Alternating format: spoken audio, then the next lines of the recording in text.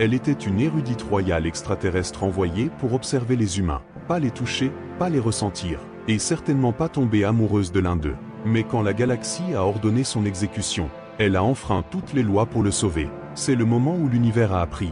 Les humains ne survivent pas seulement à l'amour, ils l'arment. La mission est arrivée sans cérémonie. Aucun avertissement, aucune explication. Seule une directive scellée, codée en écriture royale d'obsidienne, réservée aux questions que le Concordat galactique ne souhaitait pas voir remises en question. Dame Sahérin Valkael se tenait seule dans la chambre d'observation lorsqu'elle apparut, planant silencieusement au-dessus de la table de cristal. La chambre elle-même surplombait la courbe d'une étoile lointaine, dont la lumière, réfractée à travers des couches de protection atmosphérique, baignait la pièce de douces teintes ambrées. Elle n'a pas immédiatement cherché à consulter la directive. Sahérin avait appris depuis longtemps que les ordres envoyés en silence n'étaient jamais simples. Elle n'était pas simplement une scientifique, ni simplement une diplomate. Elle était observatrice xénologique royale, un titre réservé à seulement 3 individus de son espèce. Son devoir était de ne pas intervenir, ni de juger, mais de comprendre. D'étudier les civilisations émergentes jugées, statistiquement insignifiantes, mais potentiellement menaçantes pour l'équilibre galactique. Et ces derniers temps,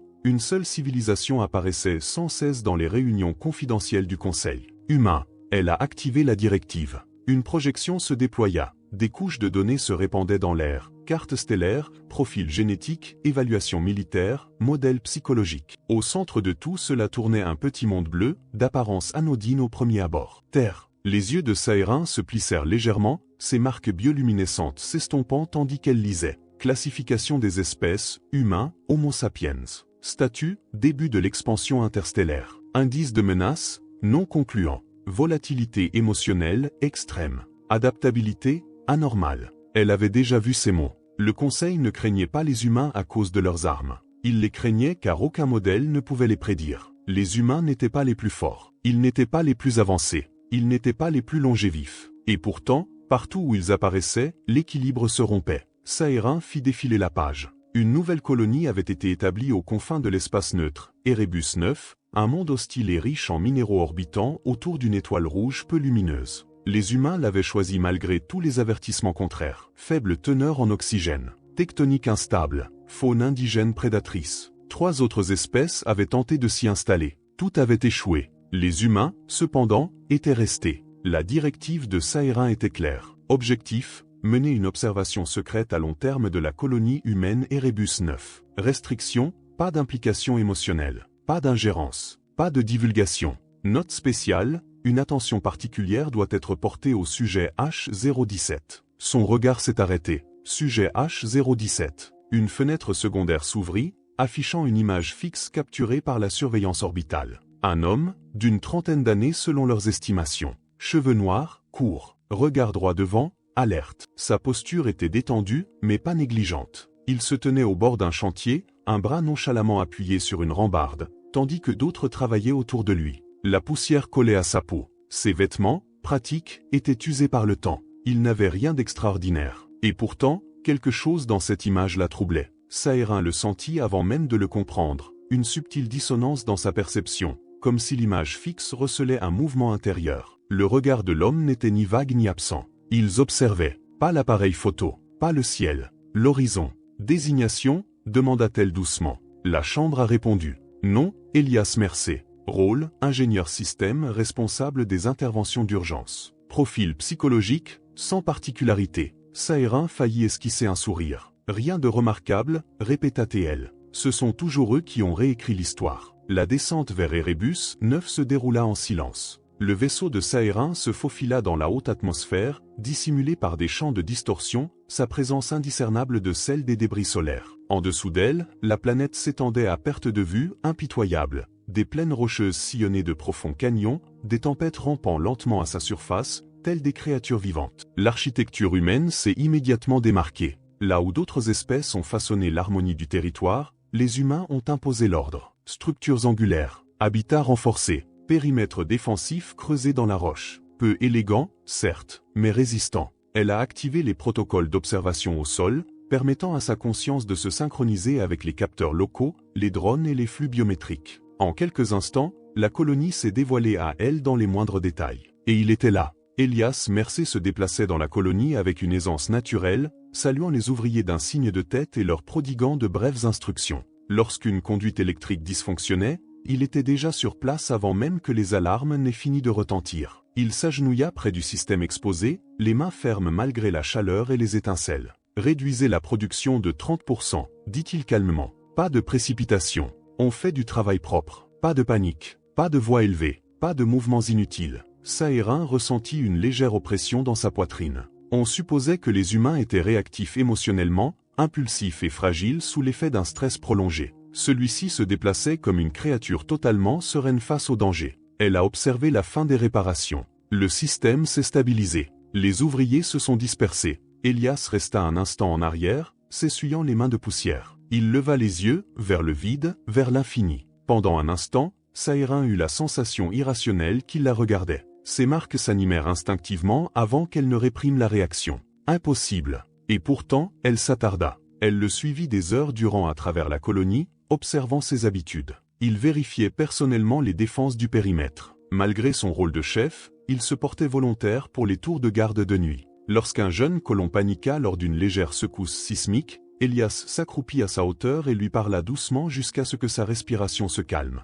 Il avait de la force, mais elle ne s'exprimait pas bruyamment. C'était sous contrôle. Mesuré. Elle comprit que la force humaine n'était pas l'absence de peur. Cela fonctionnait malgré tout. Cette nuit-là, seul à bord de son vaisseau d'observation camouflé, Sahérin passa en revue ses conclusions. Ses ébauches de rapports restaient incomplètes. Au lieu de données objectives, son esprit repassait en boucle des moments, des expressions subtiles, des changements de ton, la façon dont Elias s'était interposé sans hésiter entre le danger et les autres. Elle a ignoré la distraction. Voilà pourquoi le conseil l'avait choisi. Elle avait été entraînée à résister à toute contamination émotionnelle. Son espèce privilégiait la logique à l'impulsion. L'attachement était gênant. Pourtant, alors qu'elle s'apprêtait à se reposer, ses pensées revinrent à un moment précis qu'elle n'avait pas consigné par écrit. Une fois son dernier contrôle du périmètre terminé, Elias s'arrêta près de la limite extérieure de la colonie. L'étoile rouge, basse dans le ciel, baignait tout d'une lumière rouillée. Il a enlevé son casque. Il s'est exhibé. Sahérin sentit son souffle se couper. La peau humaine était fragile, vulnérable. Pourtant, il inclina son visage vers le vent violent, les yeux fermés, comme pour s'ancrer dans l'hostilité du monde. Il se tenait là, non pas en conquérant, mais en tant que personne ayant choisi de rester. Sahérin comprit alors pourquoi les humains avaient perturbé la galaxie. Ils n'ont pas attendu que l'univers leur fasse une place. Ils l'ont fabriqué eux-mêmes. Le troisième jour, Sahérin a modifié son programme d'observation. Non pas parce que les données l'exigeaient, parce qu'elle l'a fait. Elle justifia aisément ce changement. Le sujet H017 exerçait une influence supérieure à la moyenne sur le moral de la colonie. Le comprendre permettrait de mieux appréhender les tendances comportementales humaines en général. C'était vrai, mais ce n'était pas toute la vérité. Elle a commencé à synchroniser plus étroitement ses informations sensorielles, s'autorisant à ressentir la température, le son, même de faibles résonances émotionnelles. La première fois, cela l'a surprise. L'expression émotionnelle humaine était dense, complexe, contradictoire. Elias, en particulier, était constamment sous tension, non pas par peur, ni par colère, mais par sens des responsabilités. Le poids de la survie des autres pesait sur chacune de ses décisions. Et pourtant, en dessous, il existait quelque chose de plus chaleureux. Espoir. Sahérin avait étudié l'espoir sur le plan académique. Elle n'avait jamais rien ressenti de tel. L'incident s'est produit lors d'une défaillance d'un convoi de ravitaillement. Un véhicule de transport s'est immobilisé au-delà du périmètre extérieur, son générateur se déstabilisant. Le protocole exigeait son abandon, aucun signe de vie n'a été détecté. Elias n'était pas d'accord. Sahérin l'observa tandis qu'il argumentait d'une voix assurée, calme mais ferme. Si ce noyau cède, il emporte la moitié du périmètre avec lui, a-t-il déclaré. Je me retire. Vous n'êtes pas autorisé à intervenir, répondit le commandant. Elias était déjà en mouvement. Le pouls de Sahérin s'accéléra. Cela n'était pas prévu. Il s'exposait inutilement. Le rapport risque-bénéfice était inacceptable. Et pourtant, elle se retrouva à faire quelque chose d'interdit. Elle est intervenue. Un ajustement subtil du signal du capteur local. Un délai d'une fraction de seconde dans la surtension. Juste ce qu'il faut. Elias a rejoint le transport à temps. Il a stabilisé le noyau. Il est rentré sain et sauf. Personne ne l'a remarqué, sauf Sahérin. Ses mains tremblaient lorsqu'elle coupa la connexion. Elle avait enfin enfreint le protocole. Pour un humain, cette prise de conscience fit naître en elle une vague de peur, mais derrière cela se cachait autre chose. Satisfaction. Plus tard, lors de son débriefing avec les dirigeants de la colonie, Elias a dit quelque chose qui l'a figé sur place. « Quelqu'un veillait là-bas », murmura-t-il. « Je ne sais pas comment, mais quelque chose a fonctionné alors que ça n'aurait pas dû. » Saherin sentit son souffle se couper. Il esquissa un sourire en secouant la tête. « On dirait que l'univers n'en a pas encore fini avec nous. » Elle a brusquement coupé la diffusion. Cette mission n'était plus une simple observation. La situation devenait dangereuse. Pas à cause des humains, mais à cause de ce qu'elle commençait à ressentir. Et quelque part au plus profond d'elle-même, une vérité se forma, silencieuse, indéniable, terrifiante. Si la galaxie la forçait un jour à choisir entre son devoir et cet humain, elle savait déjà de quel côté elle se rangerait. Au 5e cycle sur Erebus 9, Saherin Valkael cessa de prétendre qu'il s'agissait d'une mission de routine. Elle avait déjà observé des civilisations au bord de l'effondrement. Elle avait documenté l'ascension et la chute des empires avec une précision clinique. Des espèces entières avaient disparu sous son regard, sans laisser plus qu'une simple mention dans les archives de Concorde. Aucun d'eux ne l'avait jamais remarqué. Les humains ont tout remarqué, non pas grâce à des sens supérieurs ou à une technologie avancée, mais grâce à une conscience instinctive presque troublante. Ils lisaient l'absence avec autant d'attention que la présence. Ils écoutaient ce que l'univers ne disait pas. Et Elias Mercé, en particulier, se révélait gênant. Saherin ajusta de nouveau son champ de perception sensorielle, concentrant son attention sur l'infirmerie où Elias se tenait maintenant, les manches retroussées jusqu'au coude, tandis qu'un médecin examinait une brûlure superficielle sur son avant-bras. « Juste un baiser chaud », dit-il d'un ton léger. « J'en ai eu de pire. » Le médecin renifla. « Vous dites ça à chaque fois. » Saherin observa l'échange avec une attention démesurée. Les humains recouvraient la douleur d'humour comme d'une armure. Ils atténuaient le danger en lui donnant un nom insignifiant, quelque chose de gérable. Son espèce l'aurait relevé de ses fonctions pendant 48 cycles. Elias est retourné au travail quelques minutes plus tard. Aucune rancune, aucune plainte, seule une acceptation silencieuse. Saherin sentit ses marques bioluminescentes vaciller, une réaction involontaire. Perturbée par cette réaction, elle les réprima aussitôt. Elle aurait dû réduire sa distance d'observation. Au lieu de cela, elle s'est rapprochée. L'opportunité s'est présentée lors d'une mission de traduction. Une balise de détresse automatique provenant d'un système voisin s'était activée. Une ancienne station relique émettait des signaux fragmentés dans un dialecte commercial disparu. Les logiciels de linguistique humaine n'ont pas réussi à les déchiffrer. La spécialité de Saherin, cependant, était les langues disparues. Elle s'est intégrée à l'IA auxiliaire de la colonie, dissimulant sa présence sous l'apparence d'un module de traitement externe. La traduction s'est déroulée sans effort, le sens émergeant du chaos. Et puis, elle hésita. Pour la première fois, Saherin a enfreint une autre règle. Elle a initié le contact direct. L'IA a transmis la traduction au terminal d'Elias, mais avec un affichage d'informations en temps réel en surimpression. Un canal de communication étroit s'est ouvert, crypté et indétectable par l'homme. Elias fronça les sourcils en voyant le spectacle. « C'est nouveau », murmura-t-il. Clarté du signal optimisé indiquait la superposition. Assistance consultative active. Il jeta un coup d'œil autour de la salle de contrôle vide. « Allô ?» demanda-t-il, mi-amusé. « Quelqu'un a mis à jour nos systèmes sans me prévenir. » Le cœur de Saherin s'est emballé. Elle devrait se déconnecter. Au lieu de cela, elle a tapé. Traduction terminée. Intégrité de la station compromise. Aucun signe de vie. Elias fixa les mots du regard, puis esquissa un léger sourire. « Eh bien, » dit-il en se penchant en arrière sur sa chaise, « merci, mise à jour mystérieuse. » Elle vit son expression s'adoucir, ni surprise, ni peur, mais curieuse, ouverte. Elle réalisa que la curiosité humaine était désarmante. Les gens ne cherchaient pas immédiatement à dominer ou à contrôler. Ils recherchaient un lien social. « Vous n'êtes pas du code standard, » poursuivit la voix basse. « Je le saurai. » Le pouls de Saherin s'accéléra. Correct. Il expira lentement. Des chiffres. Elle s'attendait à des soupçons, à un interrogatoire. Au lieu de cela, il a demandé « Êtes-vous